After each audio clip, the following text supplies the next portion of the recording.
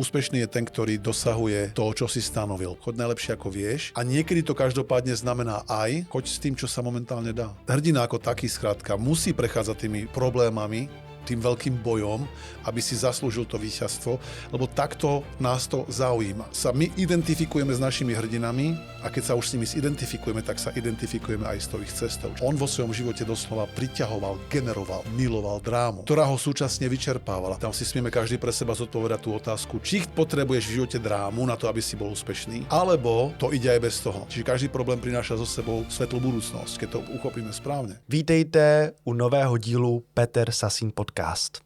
Dnešním tématem je úspěch. Jak bys ty svými slovy definoval vůbec úspěch? Úspech je niečo, alebo poviem ešte inak, poviem, kto je to úspešný človek, podľa mňa. Okay. Úspešný človek je podľa toho, ako ja to vnímam, ten, ktorý dosahuje svoje ciele. Či už je to matka, ktorá dosiahne svoj cieľ pri výchove svojho dieťaťa, či už je to športovec, ktorý dosiahne svoj cieľ, ktorý si nastavil, či už je to človek z biznisu, ktorý si dosiahne svoje ciele, ktoré si nastavil, alebo študent, ktorý si dosiahol cieľ, ktorý nastavil. Pre mňa je to takto jednoduchá definícia. Úspešný je ten, ktorý dosahuje to, čo si stanovil. Pozor, aj ten, ktorý je zdanlivo neúspešný, môže byť úspešný v tom nebyť úspešný. Že ak niekto hovorí spoľahlivo a pravidelne, toto mi nevyjde, toto pokazím, nastavuje si niečo ako svoj cieľ, aj keď asi nevedome. A keď mu to takto presne dopadne a on zlyhá, lebo sa nastavil, že zlyhal, tak je pre mňa úspešný. Lebo aj neúspech má svoju úspešnú štruktúru. A ak by si chcel byť neúspešný, tak potrebuješ dodržiavať tú štruktúru, aby si dosiahol ten výsledok. Čiže aj neúspech má veľkú mieru úspešnosti alebo úspechu, ak to dáva zmysel. Určitě. A k tomu se taky chci dostat. K těm cílům. Proč my jako lidi máme tendenci při dosahování těch cílů si myslet, že to musí být těžký, že si to musíme zasloužit, urvat a musí to být prostě ten Rocky trailer. No lebo máme filmy ako je Rocky. Alebo to musí byť ťažké. Zober si hociakú rozprávku, ide ten Honza, zabije toho draka, zotne ho, ale je to boj, ide tam o život. Proste tým si on zaslúži tú princeznu. Keby len prišiel a povedal by, hele draku, počúvaj, tak poďme urobiť umenie dohody, poďme urobiť umenie vyjednávania a on ho k tej princezne v podstate ukeca, aby mu ju vydal, tak nebude asi až taký populárny, taký slávny, nezaslúži si kvázi ten úspech. Takže sme tak nastavovaní, sme tak primed, sme tak doslova programovaní, aby sme verili, že ten úspech musí byť vydretý, že tam musí byť tá dráma za tým. Takže je to jednoduchý dôvod. Pozri sa na akýkoľvek film, knihu, kde vidíš tú journey of the hero, kde vidíš tú cestu toho hrdinu a uvidíš, že bude trnistá. A ja nehovorím, že je to zlé, pretože je to niečo, čo nás ako individuá, ako bytosti, ako ľudí zaujíma. Tak sme zrejme nakodovaní. Vieš, ten charakter toho hrdinu, alebo ten hrdina ako taký skrátka musí prechádzať tými problémami, tým veľkým bojom, aby si zaslúžil to víťazstvo, lebo takto nás to zaujíma. Zober si jednoduchú vec, lebo inými slovami naša myseľ je nastavená na vyhľadávanie problémov. Ona nie je až tak primárne nastavená na to, čo je fajn, čo je super. K tomu my ju smieme viesť ako tí, ktorí sa zaujímame o svoj rast, ktorí riadíme vedome svoju myseľ. Keď sa každopádne pozrieš do histórie, história nám neukazuje ďaleká dávna história.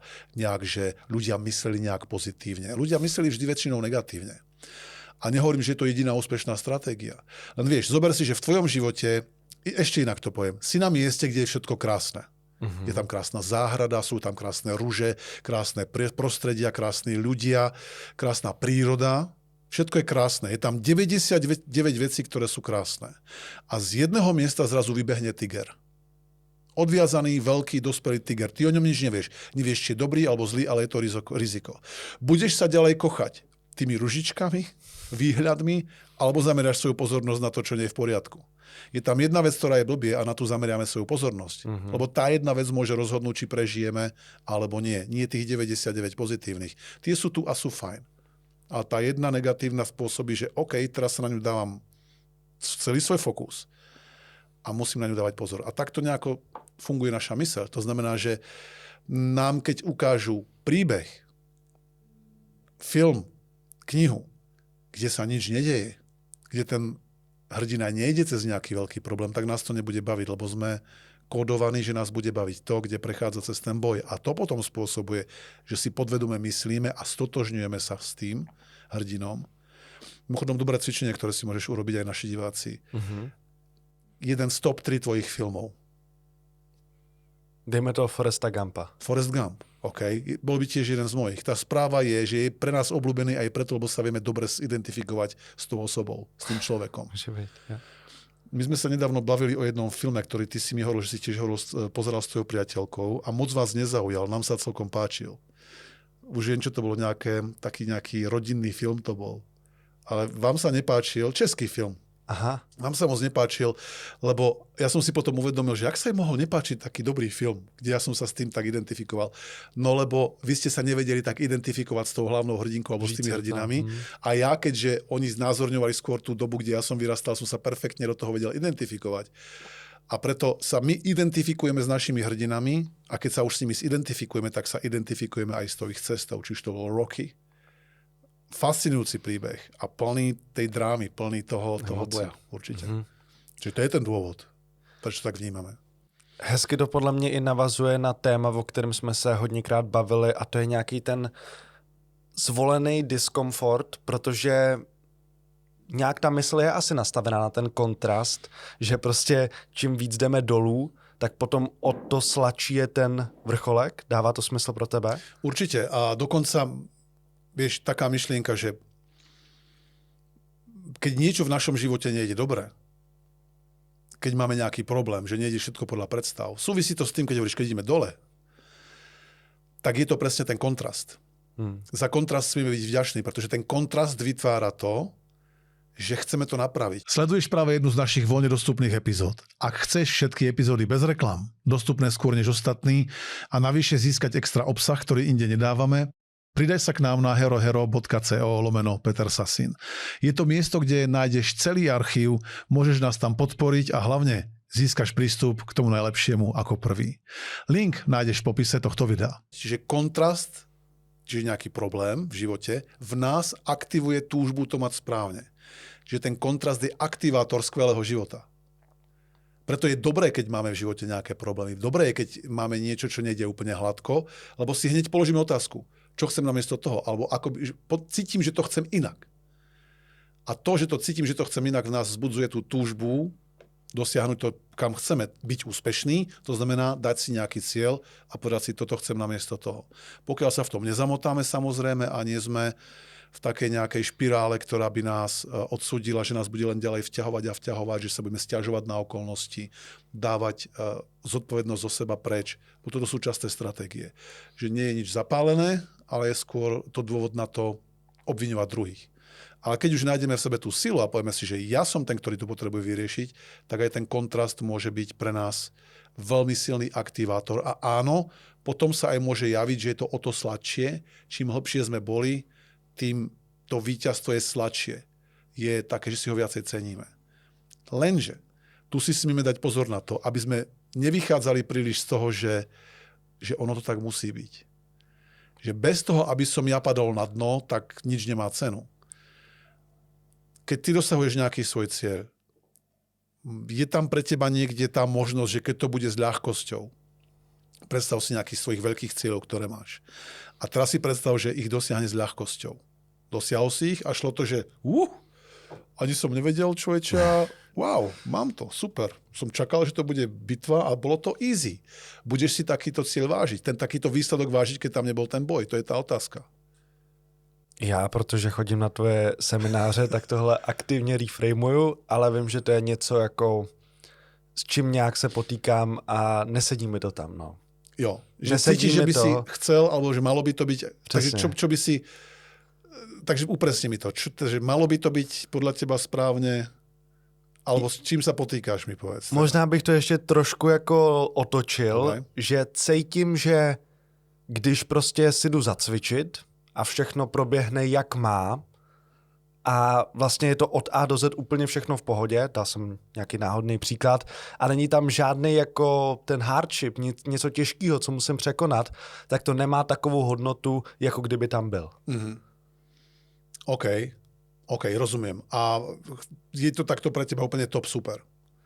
Není. Chcel by si to... A věřím tomu, že to jde dosáhnout ty cíle Ok. s tou lehkostí a může to být úplně stejně hodnotný. Poďme sa pozrieť na paradox. Vo fitku dvíhaš činky obvykle.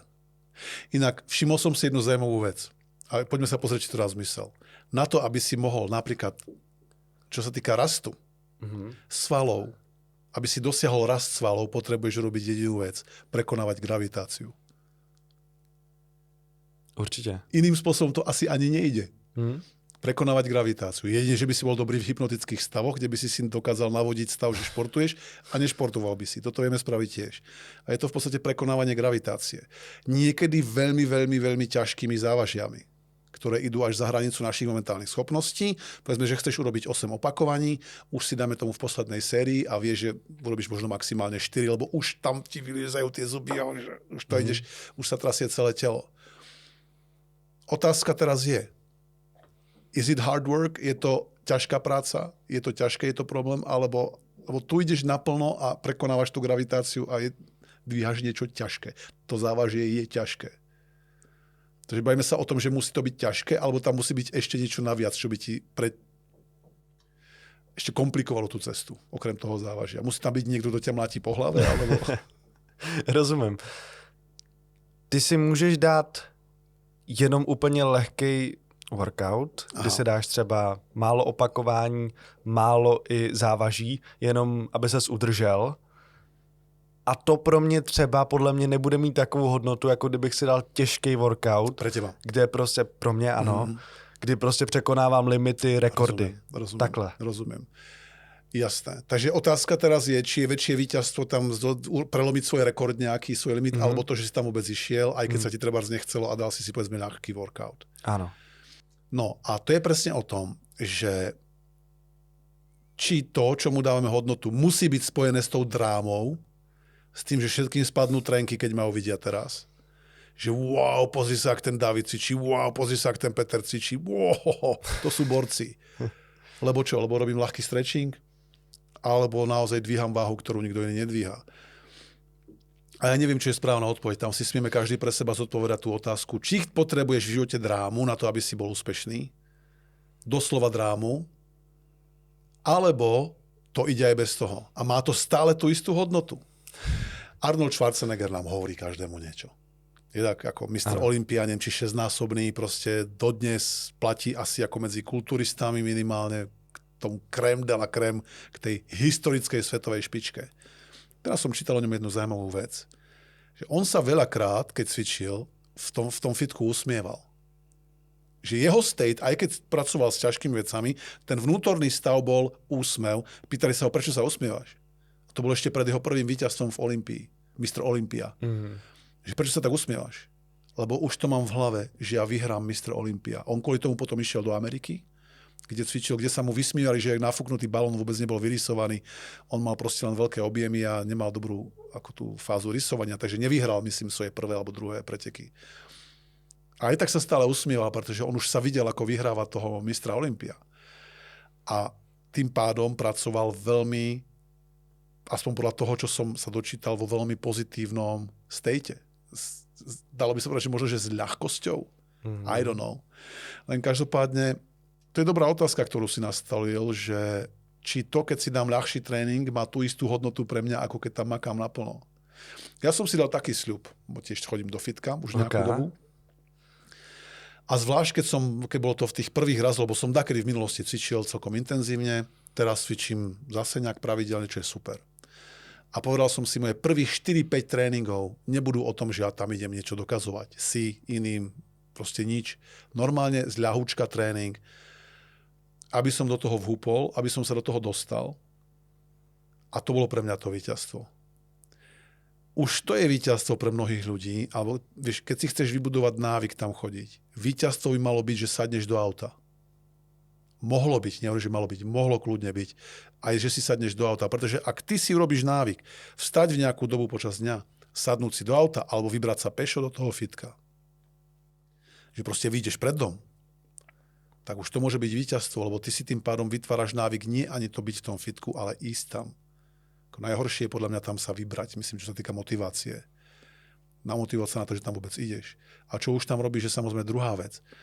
Takže ja sa nastavujem tak, že aj keby som si dal ľahší tréning kvôli niečomu, lebo momentálne sa necítim úplne fit, alebo mám za sebou nejakú náročnejšiu fázu a idem tam len, aby som zažil tú atmosféru, tak ja budem skôr nastavený na to. A to myslím, že smie aj naši diváci smú zvážiť pre seba.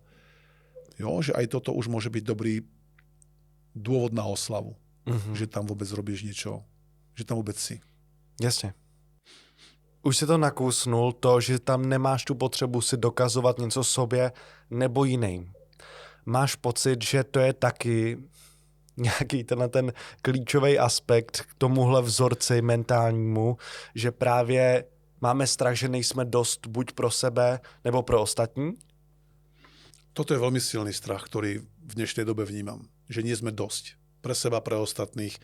Ako sa budem sám pred sebou cítiť, ako sa večer pozriem do zrkadla, ako ma budú vidieť iní, ako ma budú vnímať, keď nebudem dávať pravidelne tieto príspevky na sociálne siete, kde budem ukazovať tie fantastické heroické výkony. A nebo v tomhle kontextu, jak mě budou vnímat, když si dám ten třeba slabší trénink. I když by pro mě v tom čo kontextu si to za lúzra, keď si tam byl dáš lepší. stretching, ty tam musíš makať predsa, to každý dnes vie. To je tá otázka. Zase na druhú stranu, tu si smieme vyriešiť ten paradox. Nenavádzam nikoho, aby podával priemerné výkony. Jasně. Aby sa uspokojoval s tým, no dobre, už to, že tam prídem. Vieš, ten druhý extrém toho by bolo, čo dnes veľakrát vidím za posledné roky, čo robia s mladými, s deťmi, s mládežou. Tie medaile za účasť. Za mojich časov dostali medaily prvý traja. Prvý, druhý a tretí. To bolo celé. Tí ostatní museli s tým sa naučiť nejako zaobchádzať. Že žiadnu medailu nemajú. A buď im to vyhovovalo a zostali celý život tam niekde v strede, alebo ich to nesmierne štvalo a to bola pre nich zase ten kontrast, tá dráma, respektíve tá bolesť, že nemám tú medailu, aj keď som veľmi chcel, vytvorila kontrast, štartovací bod pre to, aby som to dosiahol. Lebo každý problém môže byť vnímaný ako inicializačný bod. Jo, a ja teraz do toho idem naplno.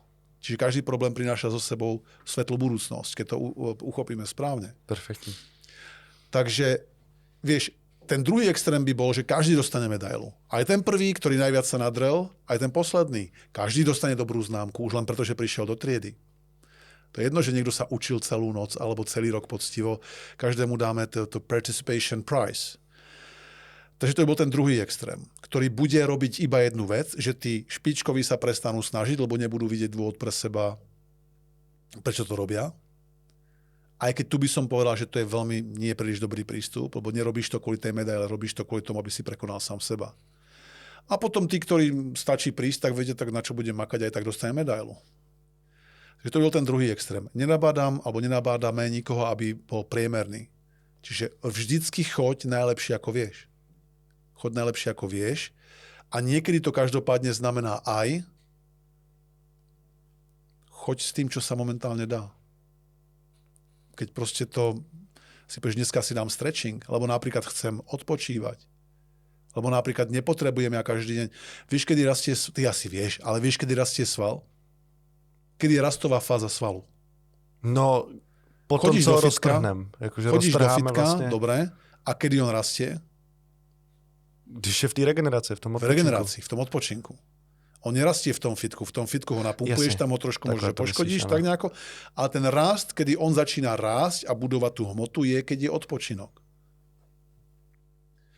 Takže aby sme mohli raz, potrebujeme vytvárať ten riadený nedostatok, potrebujeme sa vyčerpávať, potrebujeme proste investovať tú energiu. Samozrejme, ísť naplno. Intenzívne. Fenomén. Keď už sme pri tom fitku.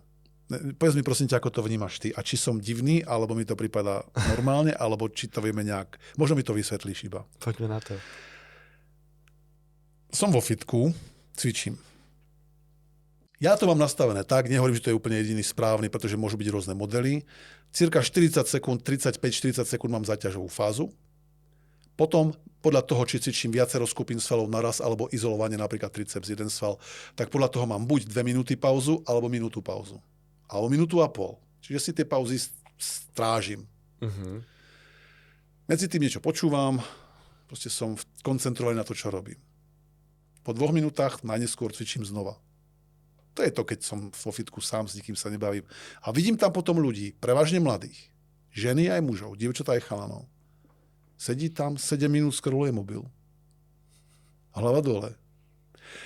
Teraz nehovorím to, že zaberá tam pre mňa stroj, ktorý by som mohol cvičiť ja. Čo niekedy tiež, to hovorím, dobre, ideme si to nejak odkomunikovať.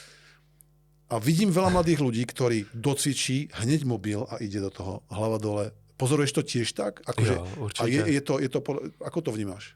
Určitě. Já, abych jako nezněl úplně svatý, někdy se mi to taky stane, že jako... Tiež nehovorím, že sa nepozriem na Taky mobil, lebo sklouznu na si mobil. potrebujem pustiť niečo iné, alebo kúknem, lebo čakám na niečo. Jo, A přesně. ne. e-mail, zastaralá vec, ja viem. Jo, přesně, pozoruju to, že se to taky děje. A já se teda snažím mít ty pauzy ještě o fous delší. Jsem se dočet, že jsou dobrý 3 až 5 minut, podle toho, OK, jaký jdeš naozaj? partie. Jo, jo. Okay. Takže- Takže to by zapadalo. Hej. Jo, ale takhle, jako nejideálnější, co jsem se teďka doslech od Michala Novotného fyzioterapeuta, je cvičit až úplně bez hudby, bez ničeho. A koncentrovat se na ten sval, když na něj přesně To mi cvičím. zapadá. Arnolda sa pýtali, ako vybudoval také telo, tak okrem toho, že to robil teraz zrejme aj s úsmevom, on povedal, že napríklad, keď som cvičil biceps, teraz Arnoldové slova, nie moje. Keď som cvičil biceps, ja som necvičil biceps. Ja som bol ten biceps. Wow. To zní jako Arnold. To znie ako Arnold. Jo. I was the biceps. on jednoducho asi naozaj, že nepočula pritom nejakú hudbu a on sa úplne pohrúžil, ponoril do toho celého, úplne sa stotožnil, zlial sa s tým cvikom. Super point. Takže to je něco, na čem teďka já pracuju, ale abych se přiznal, tak jako po většině těch účastí v gymu, tak jsem poslouchal nějaký podcast Tak nebo tých takhle. 5 minút hovoríš, dobre, tak si to predstavím teraz ja pre seba.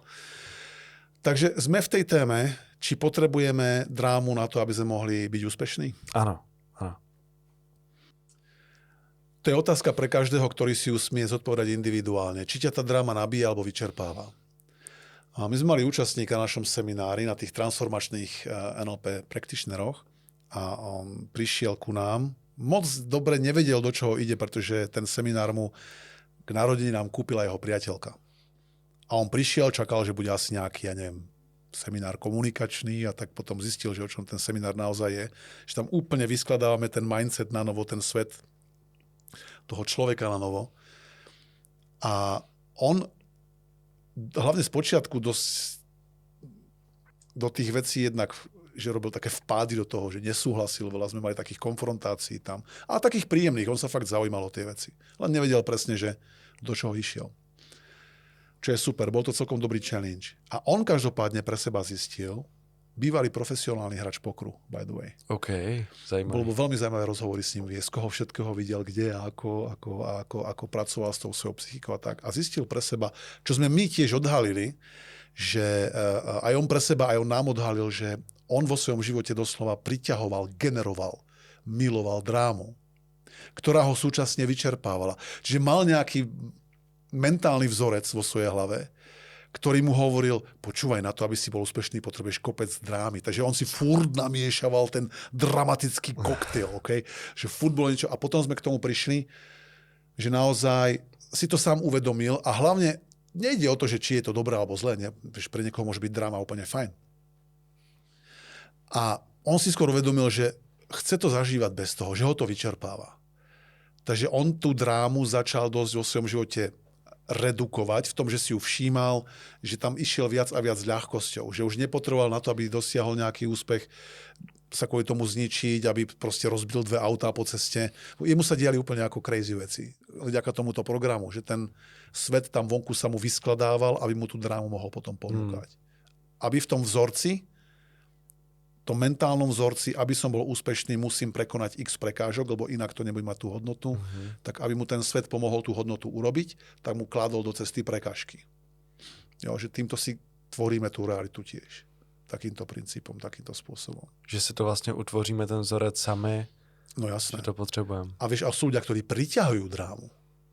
A teraz nehovorím nutne o tých, čo tiež niekedy sa nám pôjde pošťastí mať na seminári a potom to veľmi tak, myslím si, že s humorom konfrontujeme. Drama queen. Aha. To môže byť muž aj žena. Kráľovna drámy. Niekedy ľudia potrebujú robiť drámu, aby takú tú inú drámu. A to trošku odbáčam.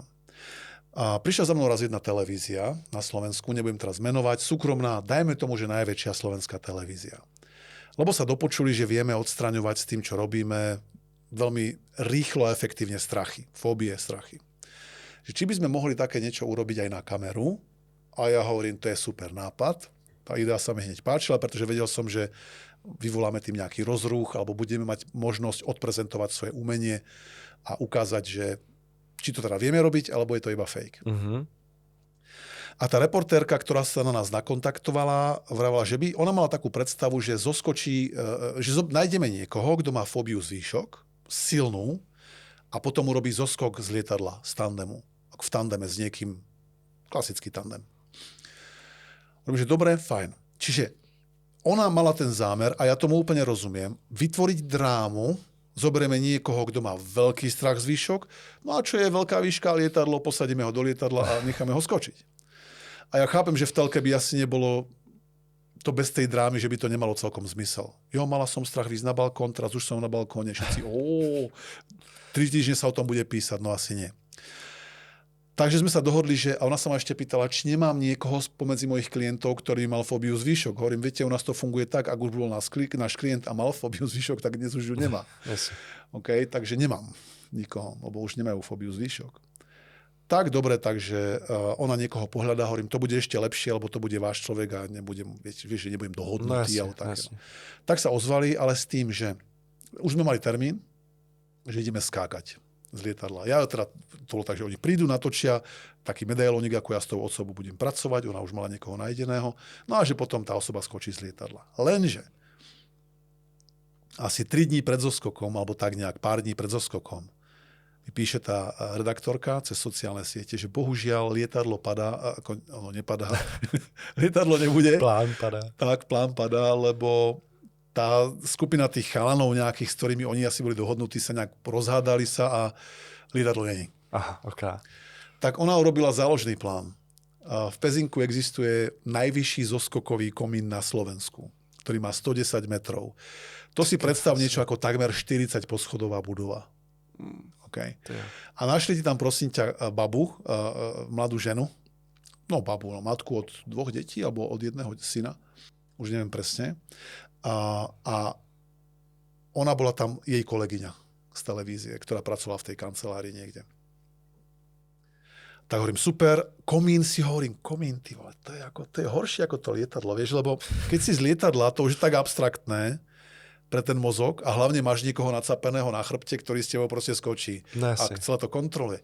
Komín to už je iná káva, to už je také, že jednak strašne vysoko, že už je to dosť vysoko, ale stále ako mne príde komín ťažší. Lebo je to menšia výška a ten mozog tam už nemá ten pocit abstraktnosti. A vieš, keď si v lietadle, tak vidíš tie políčka, už to ani není ako také reálne moc. Aj keď nehovorím, že keď niekto skáče z lietadla, že nemá strach, určite má, len ten komín mi prišiel ako 10-krát horší. A to bol bungee jumping? Nebo... A vieš čo, nebol to bungee jumping, nebolo to na pružnom lane. Si predstav, že máš normálne komín, fabrický komín. Hore máš ten ochos, taký ten mostík dookola, také zábradlie a tú pochôdznú časť, ktorá je možno široká ako tento stôl. Čiže nejakých 80 cm a rampa, ako nejaké zábradlie do pol brucha. Trebárs. No oni našli, prosím ťa, tú jej kolegyňu a tá mala taký strach, že tá keď vyšla niekam na balkón, alebo dokonca, keď išla so svojím synom na prechádzku, ona miluje prechádzky v prírode, už len keď bol taký ľahký zraz dole, a nie že priepas, kopeček, tak už ju to posadilo, vyplo jej to hlavu, proste obrovský stres, už aj z malých výšok. Takže dostať ju do lietadla fajn, lebo nastupuje na zemi, ale dostať ju na komín, skočiť z komína, samostatne, žiadny tandem sama.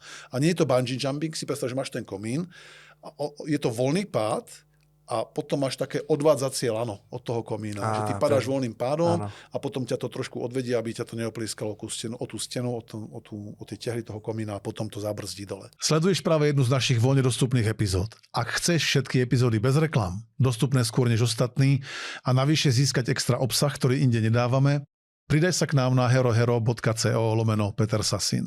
Je to miesto, kde nájdeš celý archív, môžeš nás tam podporiť a hlavne získaš prístup k tomu najlepšiemu ako prvý. Link nájdeš v popise tohto videa. Čiže je to pád voľný smerom od komína a potom na konci také relatívne trhnutie, ako keď otvoríš padák. Ja to veľmi skrátim. Stretli sme sa urobili sme tam to, čo som ja potreboval s ňou spraviť a ona odhodlala, že ide. Inak zaujímavý fakt bol, že ona prišla redaktorka s kameramanom, on sa tuším tiež volal Peťo ako ja. Aha. Sme sa zoznámili aj s tou Petrou, Peter, vidíš, také zaujímavé, potom tam bola, ak si dobre pamätám, Mirka, tá reportérka. A oni čakali v miestnosti, lebo ja som povedal, že potrebujem s ňou byť sám, jednak z nejakých dôvodov aj súkromných jej, aj proste, aby sme neboli rušení. Takže oni nás čakali v druhej miestnosti.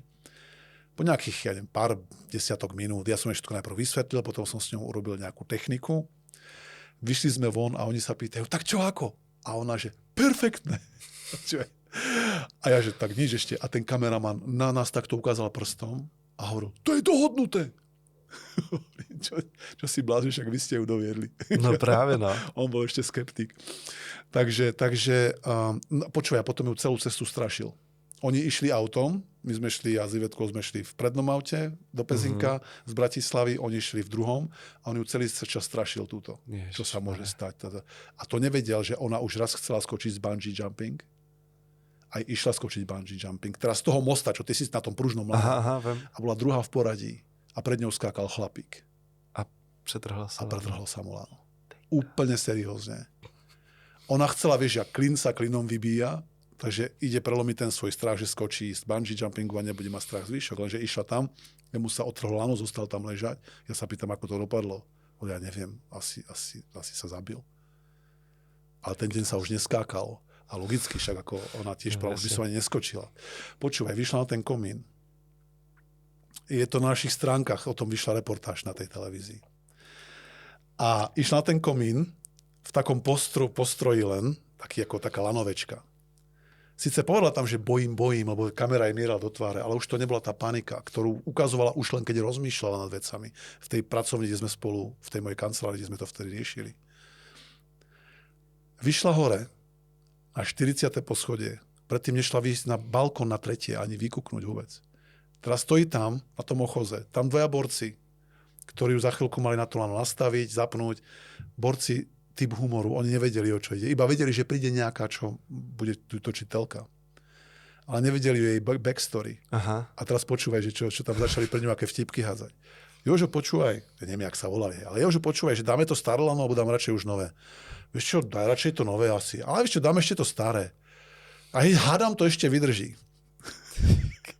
Si fuck me. Ja som to nevedel, že sme vtedy stáli dole. Ona už bola hore, to nám potom ona rozprávala. Že ona, ktorá bola osobne pri tom, že sa niekomu roztrhol lano, ona, ktorá mala masívny strach vôbec výjsť na balkón, teraz stojí tam hore, oni rozprávajú takéto niečo, chápeš? Skočila.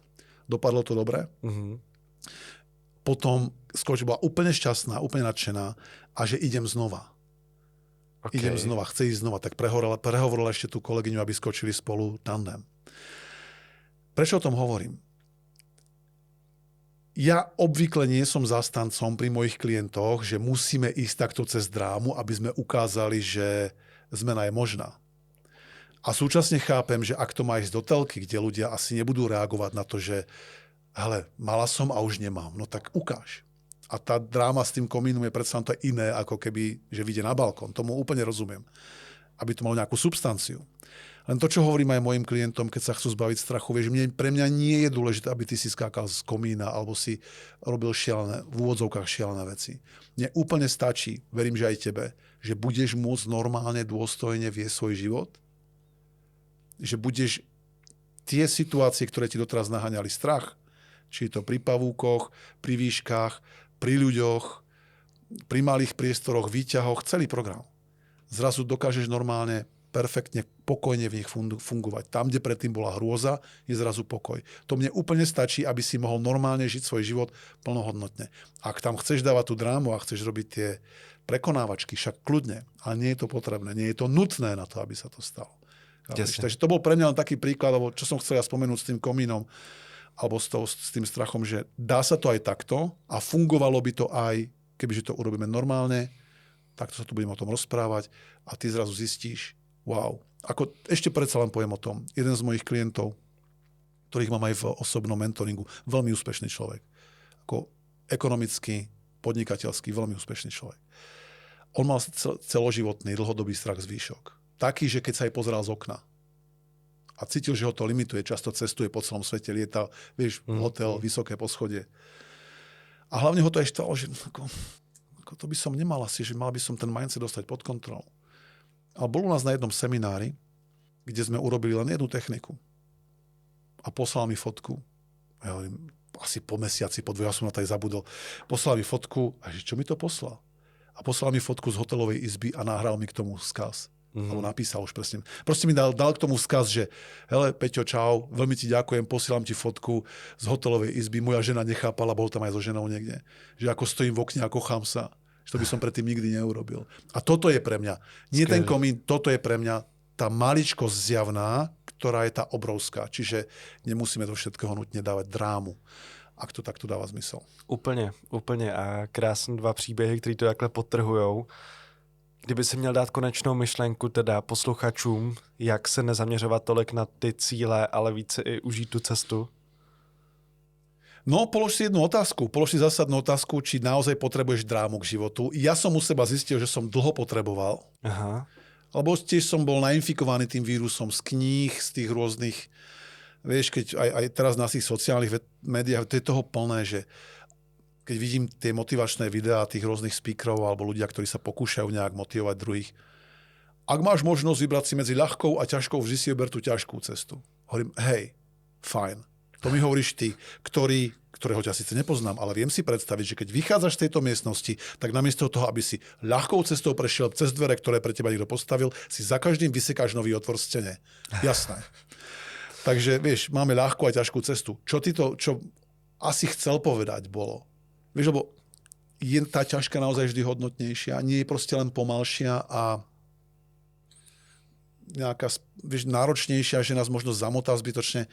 A ja chápem, čo chcú ľudia asi povedať tým.